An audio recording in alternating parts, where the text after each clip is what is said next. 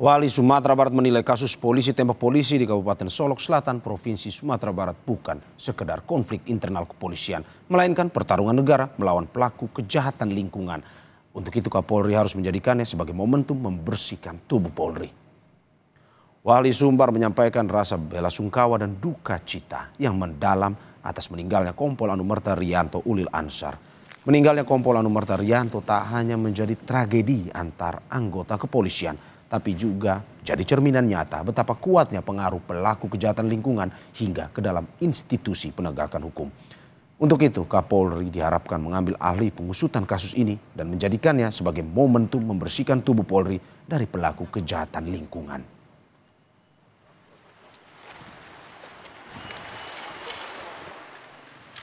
Kasus ini mengkonfirmasi ulang pelaku kejahatan lingkungan lebih kuat dibanding negara. Bahkan di lingkungan kantor penegak hukum, Polres Solok Selatan, penjabat penegak hukum Kadekstrim Solok Selatan bisa dihabisi oleh polisi yang diduga bagian dari atau backingan kejahatan tambang. Selain itu, kasus ini seakan mengkonfirmasi rahasia umum kejahatan lingkungan tambang ilegal dibacking oleh oknum-oknum penjabat. Jadikan kembali kasus ini momentum membersihkan tubuh Polri dari pelaku kejahatan lingkungan. Untuk mengetahui informasi lengkapnya, kita bergabung bersama jurnalis Kompas TV, Rio Yohanes di Padang, Sumatera Barat. Selamat siang Rio, hingga kemarin ada 7 saksi yang telah diperiksa. Bagaimana hasilnya dari informasi yang Anda dapatkan dan fakta-fakta apa saja yang sudah diketahui hingga saat ini? Ya Mario, hingga kemarin itu memang sudah 7 orang yang diperiksa oleh Reskrim Umum Polda Sumbar terkait pengusutan kasus penembakan oleh AKP Dadang. Dan sejauh ini dari hasil penyidikan sementara itu didapatkan fakta bahwasanya AKP Dadang ini tidak hanya menghabisi nyawa dari Kompol Anumerta Rianto Ulil, tapi juga melakukan penembakan atau aksi koboi di rumah dinas Kapolres. Dan memang di rumah dinas itu diketahui bahwa tersangka ini melakukan 7 kali tembakan. Dan dari olah TKP yang sudah dilakukan oleh tim Inafis beserta Reskrim, itu ditemukan sejauh ini baru 6 selongsong peluru yang ditemukan, sementara 7-nya masih dalam proses pencarian.